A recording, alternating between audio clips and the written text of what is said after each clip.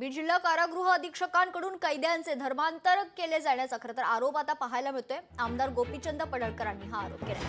गोपीचंद पडळकरांनी मुख्यमंत्र्यांची भेट घेतली, अधीक्षकांना बडतर्फ करून गुन्हा दाखल करण्याची मागणी देखील त्यांनी केली।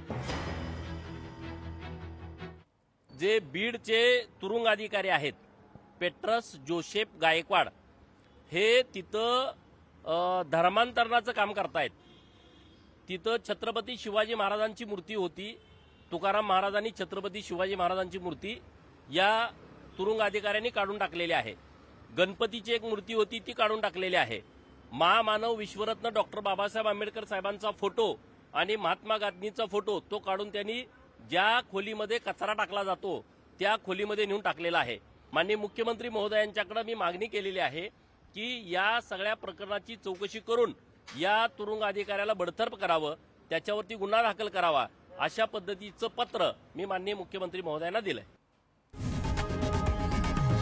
लोकशाही मराठी ऐका, पहा, जागरूक रहा।